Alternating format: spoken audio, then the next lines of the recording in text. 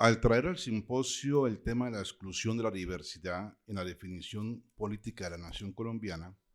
soy consciente de que no estoy poniendo sobre la mesa un tema enteramente nuevo y ni siquiera un tema exclusivo de Colombia. Con significativas variaciones, esta exclusión ha sido una constante de las naciones latinoamericanas y me atrevo a pensar es más o menos algo inevitable en todo proceso de definición de una comunidad política. Bueno, aquí tengo una idea de explicar por qué en toda comunidad política hay que construir un nosotros interior frente a un otros que queda por fuera y que se convierte en la alteridad que le da sentido al nosotros interior. Salto esa parte y sigo acá, digo, la idea aquí en la ponencia de hoy es que ese otros, en el caso de las naciones latinoamericanas y en el caso concreto de Colombia, es un otros interior, compuesto a veces de mestizos y siempre de indígenas y negros. Ese otro es el habitante que menos se adecúa, según cierto ideal de comunidad política, a la figura de un miembro pleno de la misma. Para entender cómo, ya en la génesis misma del proceso independentista, ese otro interior aparecía como alteridad, propongo recurrir a la teoría de Anderson sobre las comunidades imaginadas. A diferencia de lo que marcó el comienzo de las naciones europeas, aquí no había un proyecto intelectual de imprimir en una lengua propia. A diferencia de lo que alentó a las revoluciones burguesas modernas, cuyas teorías en parte inspiraron nuestras gestas independentistas, aquí no se trataba, comillas, de llevar a las clases bajas a la vida política, cierro comillas, citando a Anderson. Todo lo contrario, uno de los factores decisivos que impulsaron inicialmente el movimiento de independencia de Madrid en casos tan importantes como los de Venezuela, México y Perú, era el temor a las movilizaciones políticas de la clase baja, como los levantamientos de los indios y de los esclavos negros, cierro comillas. En tal sentido, el entendimiento básico que inspiró la gesta independentista no fue entre criollos y la población mestiza, negra e indígena, sino entre criollos que ya se definían como sujetos políticos y que disponían de medios para agitar sus causas.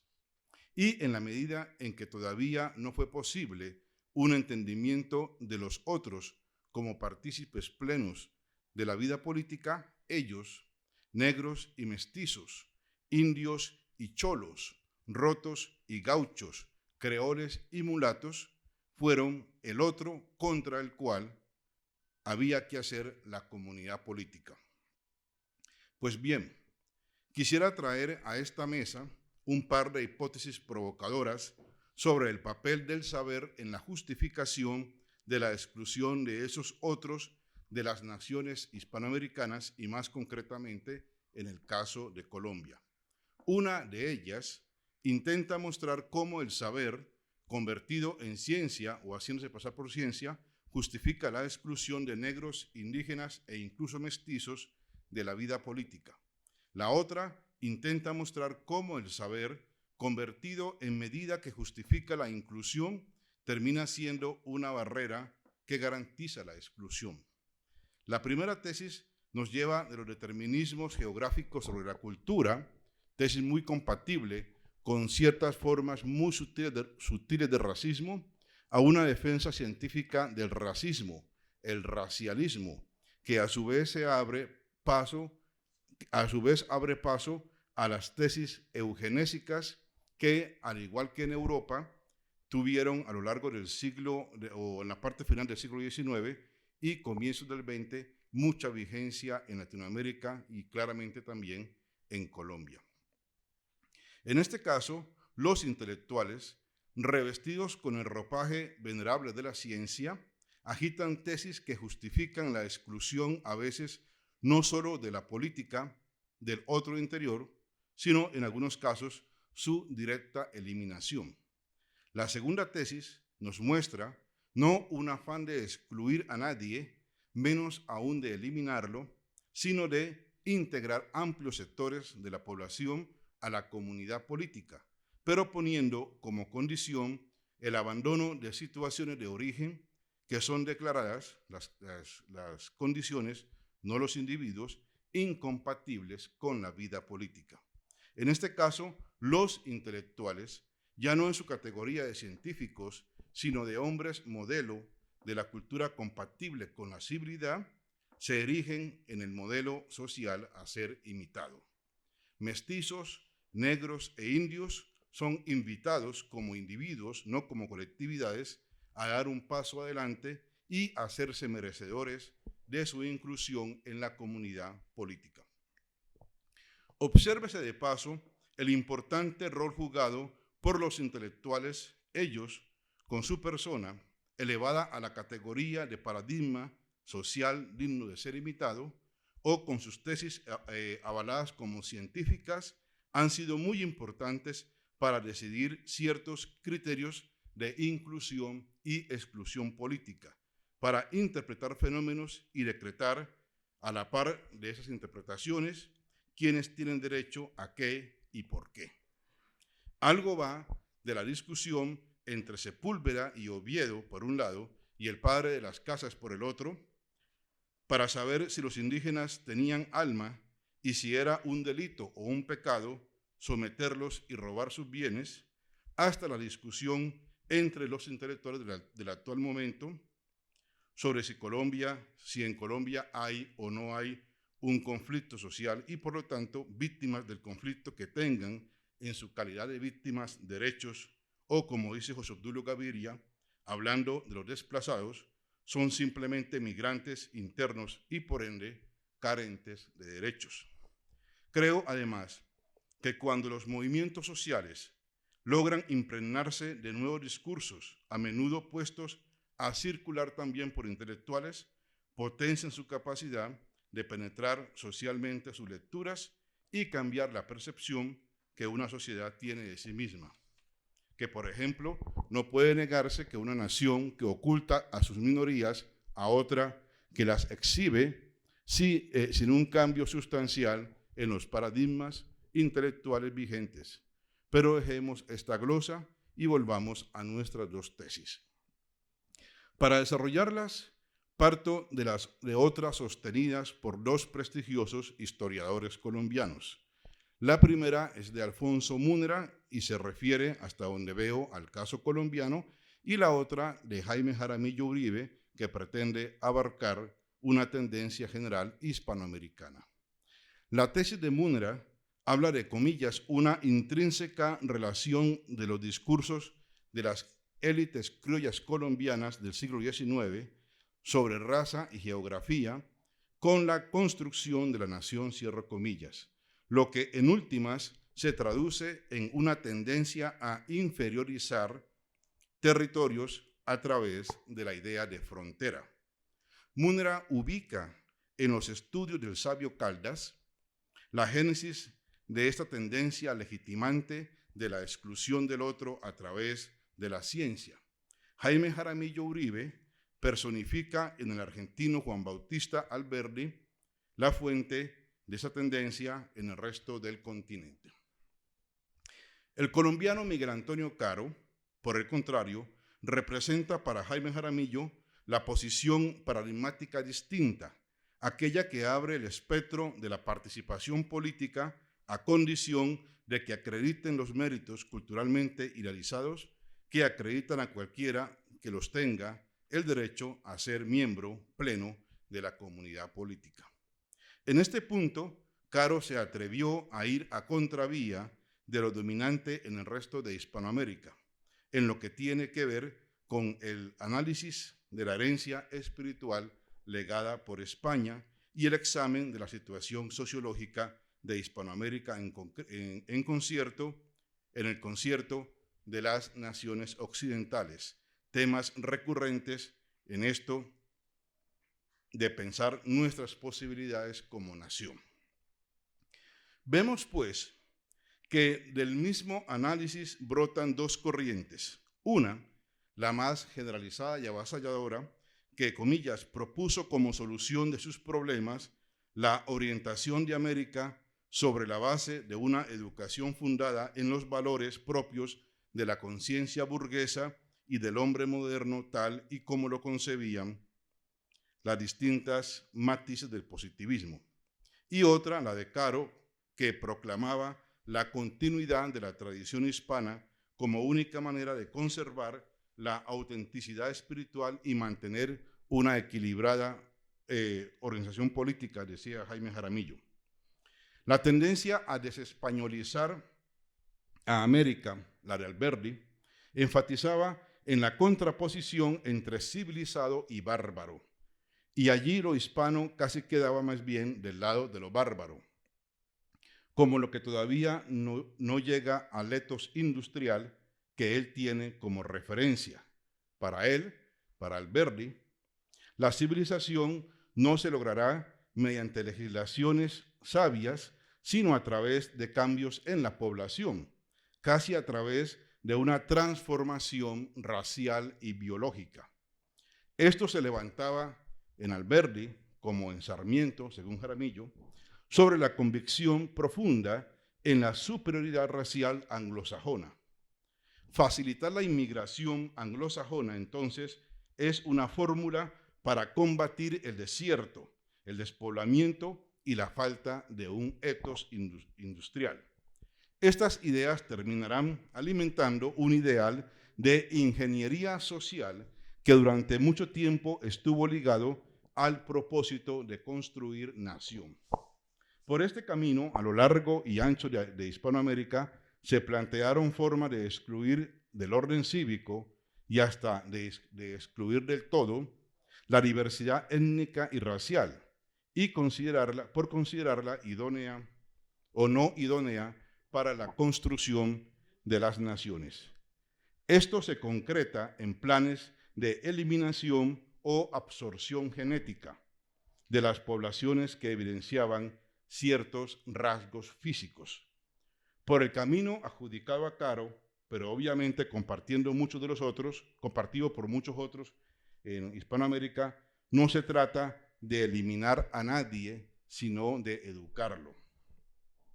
Ahora bien, que no se engañe nadie. Las dos tendencias son parte de una misma más general y que ha sido la dominante en las naciones hispanas, la de considerar que la diversidad étnica, racial y cultural, más que una riqueza, es una calamidad. Esa diversidad y hasta el mestizaje resultante de su mezcla fue considerada un obstáculo para la construcción de la nación, dando origen a algo que, según Heraclio Bonilla, ha atravesado, comillas, el pensamiento social dominante, la idea de que es justamente esa diversidad la que constituye el mayor obstáculo para la construcción de la identidad latinoamericana, cerramos comillas. Volvamos a Colombia con estas dos tendencias, o esas dos variaciones de una misma tendencia. Una, que hace del saber un criterio de exclusión al operar como un centro al cual tienen que acercarse desde la periferia los otros, si acaso pueden, para que puedan reclamar su derecho a ser parte integral de la comunidad política. Y otra que usa la diversidad ligándola a un naturalismo que fija a los individuos en estados insuperables y los deja definitivamente al margen de lo político. A favor de la exclusión del primer modo, que no le cierra la puerta a los individuos, sino a las culturas, está el conocimiento que pondera los avances de una civilización a la que hay que aproximarse. La diversidad va perdiendo toda opción de resistencia cultural en la medida justa en que sus miembros se van acercando vía el conocimiento y la habituación a los logros de esa civilización. A favor de la exclusión del segundo modo está un saber con pretensiones de ciencia que cierra la puerta no tanto a la diversidad en su dimensión colectiva de culturas, religiones o etnias, sino a los individuos reseñados como incapaces de toda modificación ulterior. El individuo excluido es un individuo biologizado, incapacitado por el determinismo insuperable de la raza, según las teorías racialistas, para acceder a las virtudes cívicas necesarias para ser parte de la comunidad política. Quisiera terminar ilustrando ejemplos de este racialismo sostenido por prestantes intelectuales de la vida colombiana. No estoy muy seguro para comenzar que el mejor ejemplo de ello, el que debemos considerar como el paradigmático al respecto, sea el propuesto por Alfonso Múnera, o sea, Francisco José de Caldas. Me parece más útil ubicar un momento posterior de la historia y mirar a los intelectuales del altiplano, quienes avanzaron tesis más osadas para superar las masas descendientes de los muiscas que, a su juicio, no estaban suficientemente culturizadas. Masas bárbaras y peligrosas que se emborrachaban con chicha y que, como dice Aline Hell, comillas, no tenían nada en común con las élites cosmopolitas y citadinas que ellos estaban habituados a frecuentar, ni con los europeos a los cuales querían imitar. Cerramos comillas. Lo que asimila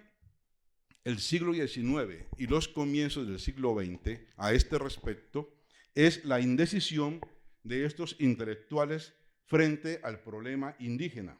la disyuntiva de mantenerlos en los resguardos o de romper los resguardos para diseminarlos por la sociedad, apelando a argumentos que alternaban el paternalismo proteccionista con el desprecio excluyente. Unas veces, la actitud conservadora que con Miguel Antonio Caro, terminó considerándolos menores de edad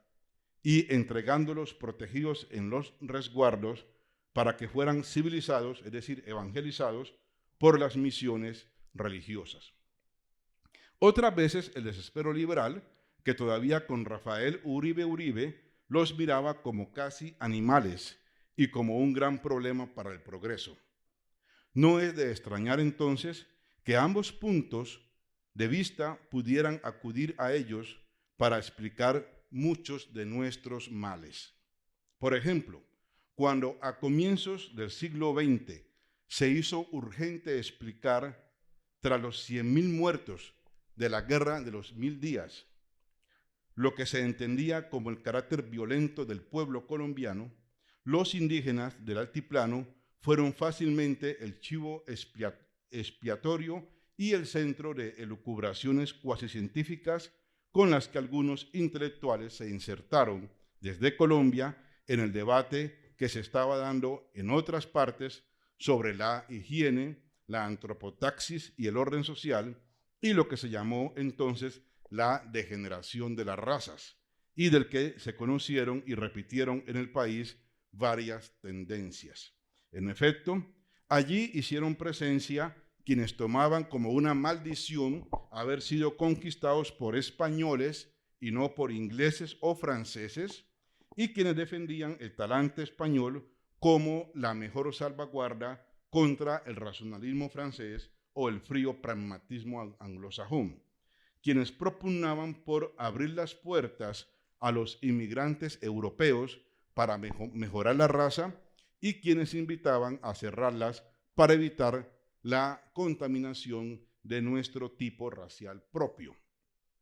Quienes pensaban que todas las razas, incluyendo la negra y la india, eran fuertes en su estado puro y que la degeneración provenía del mestizaje, y quienes veían en el mestizaje el mejor camino para eliminar las razas indeseables. Paradigmático de todos estos discursos fue el ensayo de 1918 de Miguel Jiménez López, Nuestras razas decaen, el deber actual de la ciencia. Jiménez trataba de probar la degeneración colectiva del colombiano a través de su talla pequeña, sus pocos glóbulos rojos y su temperatura inferior a la normal, producto, según él, de la mezcla de los colonizadores españoles, aventureros inmorales, y de los indígenas inmorales aún antes de la colonia. Eso explicaba la locura y la criminalidad, la frecuencia de las guerras civiles, el recurso al suicidio, el alcoholismo y la sífilis. Jiménez recomendaba propiciar la higiene y traer en cambio nórdicos que habían sido altamente decisivos en el progreso de los Estados Unidos. La recomendación de Jiménez y de otros de traer extranjeros al país no fuera dominante, pues Colombia, a diferencia de otros países latinoamericanos, no acogió con convicción la creencia de que gobernar es poblar y poblar es traer europeos. Jorge Bejarano, por ejemplo, recomendaba usar la raza negra para regenerar los pueblos mestizos e indígenas de las montañas, y luego, planteando una variante de la raza cósmica del mexicano José de Vasconcelos, el filósofo Fernando González apelaría al gran mulato, tipo de hombre superior que recoge todas las virtudes de las etnias nacionales. La cuestión de la raza no fue exclusiva de intelectuales del altiplano. González era antioqueño, aunque se diferenciaba de los antioqueños puristas, interesados en demostrar que su región, Antioquia, se encontraba a salvo del degenero nacional y libre de indios, al menos de indios de raza india, y libres además de judíos. El más importante de estos autores antioqueños, el médico y sociólogo Luis López de Mesa, daba por sentado que había razas inferiores que había que asimilar mediante el cruce de sangres, revirtiendo el proceso allí donde la sangre limpia andaluza había perdido su original ventaja frente a, comillas, la mucha influencia que pequeñas cantidades de sangre aborigen y africana retienen en las mezclas de nuestra población, cierro comillas, hasta ahí el gran intelectual López de Mesa. La cosa, sin embargo, no se podía hacer con etnias nacionales, si de verdad se quería entrar de lleno en la civilización contemporánea. Había que introducir ciencia y espíritu sajón, ingredientes necesarios para regular la ruinosa imaginación del habitante del trópico.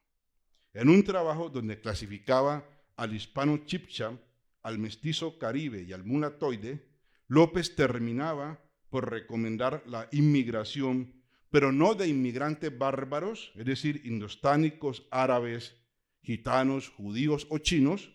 sino de comunidades cultas y experimentadas como los escandinavos, franceses, ingleses y alemanes. Abro comillas, inmigración europea de buena calidad que tendería a enriquecer las cualidades de nuestra fusión racial, cierro comillas. Proponía inyectar sangre europea en cierto departamento, el departamento de Boyacá, para superar la descompensación cultural, y en el departamento del Huila inyectar sangre europea para superar la anemia. Consciente con estos planteamientos, en su calidad de ministro o de canciller de Colombia durante la Segunda Guerra Mundial, haría todo lo posible por evitar que los judíos que escapaban de los hornos crematorios nazis llegaran a nuestro país. Es un ejemplo. Muchas gracias.